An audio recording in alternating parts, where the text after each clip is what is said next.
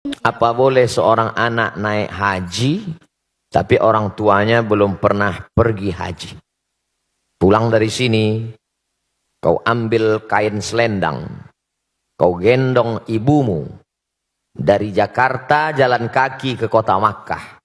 Sampai di Makkah kau tawaf 7 putaran, naik ke Bukit Safa, pergi ke Marwah 7 putaran, tahallul. Maka belum dapat menebus sekali teriakannya saat melahirkanmu. Oleh sebab itu yang punya uang, senangkanlah hati orang tua. Buatlah ibumu seperti raja, maka rezekimu akan seperti raja-raja. Bukan hadis Nabi, saya ketemu di grup WhatsApp. Senangkan orang tua, karena setelah Allah langsung orang tua. Wa qadha rabbuka alla ta'budu illa iyyah. Allah mewajibkan engkau hanya beribadah kepada Allah. Habis Allah, wabil walidaini ihsana. Berbakti kepada orang tua. Kalau masih hidup dia senangkan. Tapi saat tidak beruntung, saat sangat sayang pada ibunya, tapi ibunya sudah meninggal dunia, saat datang menjumpai Nabi SAW, ya Rasulullah, ummi matat, makku, ibuku, ummi sudah meninggal dunia. Afa atasaddaqu anha, kalau saya bersedekah pahalanya sampai tidak ke almarhumah? Kata Nabi, tasaddaq, sedekahlah wahai Sa'ad. Ayu sadaqatu afdal, apa sedekah yang paling afdal? Kata Nabi, saqiyul ma, memberi air minum. Idzan ahfiruha. Saat itu juga, saat ngobrol dengan Nabi itu, langsung saat pergi menggali sumur, wakafkan untuk almarhumah ibunya. Sudah meninggal dunia. Maka yang masih hidup, esok hari libur, bawakan makanan kesukaannya, belikan pakaian yang paling indah, tunjukkan kertas, mama, sudah kami daftarkan ONH. Alhamdulillah. Tapi baru bayar DP 5%. Doakan supaya rezeki kami halal, berkah. Saya sudah banyak berjalan, jauh berjalan, banyak dilihat, lama hidup banyak dirasa. Di balik kesuksesan orang-orang besar itu saya lihat, saya perhatikan, rupanya di ruang kamarnya ada gambar ibunya. Rupanya saat dia kata sambutan bercerita tentang ibunya, rata-rata kebesaran orang-orang hebat itu berawal dari doa ibu. Ayah juga, luar biasa.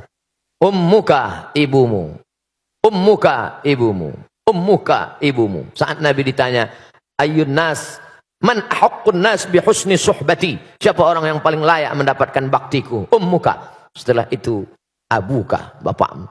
Oleh sebab itu maka kalau masih hidup dia senangkan. Bisa memberangkatkan dia haji, Allah akan ganti berpuluh-puluh kali kau akan bisa ke tanah suci Makkah Al-Mukarramah insyaallah.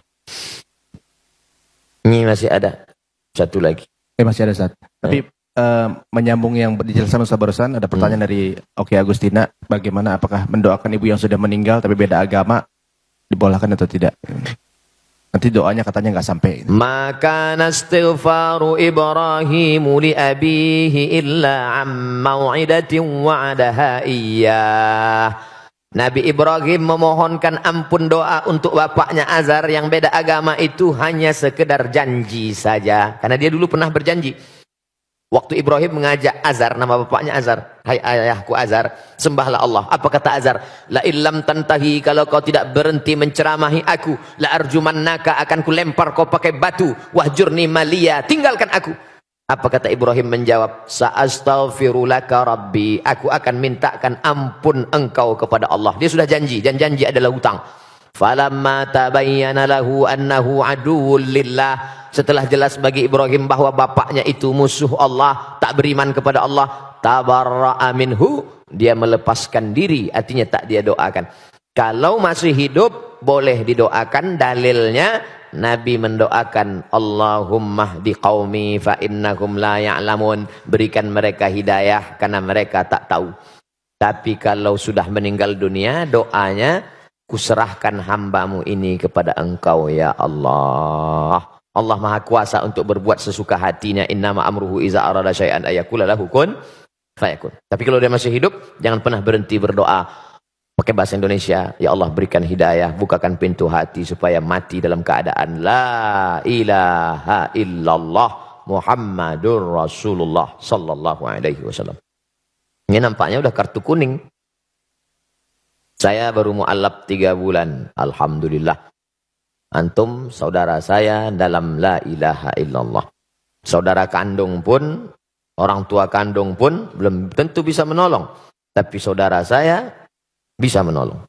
Sekarang nggak tinggal dengan orang tua karena pastinya nggak setuju. Di rumah sholat nggak bisa. Ngaji nggak bisa.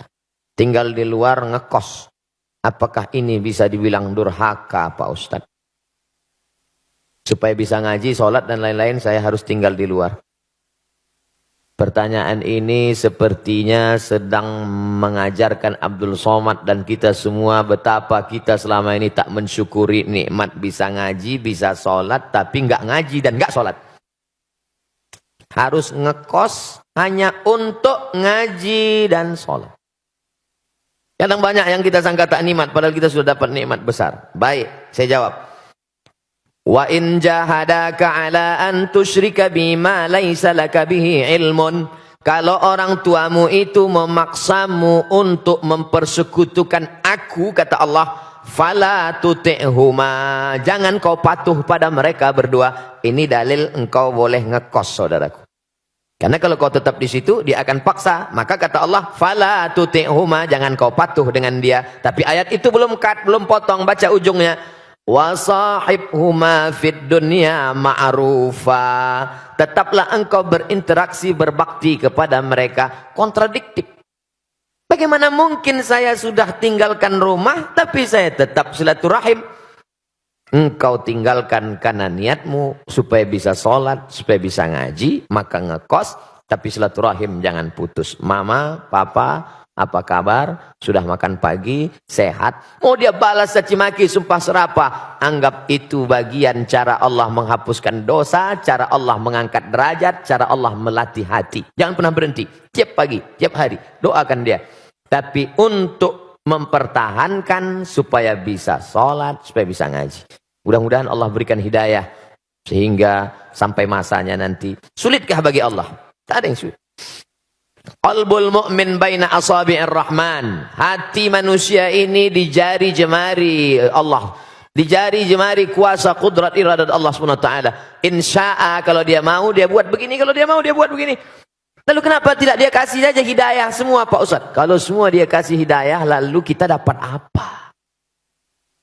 Ayyahdiyallahu bika rajulan wahidan. Satu orang dapat hidayah karena mulutmu, karena SMS-mu, karena share-mu, karena statusmu. Khairum min humurin na'am. Lebih baik daripada kau memiliki seekor onta yang merah. Pernah Bapak Ibu, kawan-kawan melihat onta warna merah? Onta itu kuning, hitam yang jarang-jarang mandi. Dan ada onta merah. Onta merah. Onta yang bulunya kemerahan seperti brown, seperti itu mahogani, adalah onta termahal yang unik. Maka orang yang tak dapat, dia dapat. Boleh jadi Ustadz Somad yang ceramah tak dapat itu. Karena Ustadz Somad menceramahi orang yang sudah baik-baik semua. Orang yang sudah ngaji. Setelah yang sudah hijrah, sudah ngaji, kumpul, barulah datang Abdul Somad. Assalamualaikum warahmatullahi. Sementara ada yang dia bukan ustadz, tapi dengan merangkul, sering ngajak, ngaji, akhirnya dapat hidayah. Maka jangan pernah berhenti, tetap ngekos, tetap sampai Allah bukakan pintu hati hidayahnya, insyaAllah. Amin. Ya Rabbal Alamin. Apa yang dimaksud punuk unta? Sebuah hadis yang diutarakan untuk wanita. Punuk unta salah satu sampel contoh. Tapi banyak hadis lain, substansi maknanya adalah, saya sebutkan satu. Ayat Quran bahkan. La yadribna bi arjulihidna. Janganlah memukul kaki ke lantai.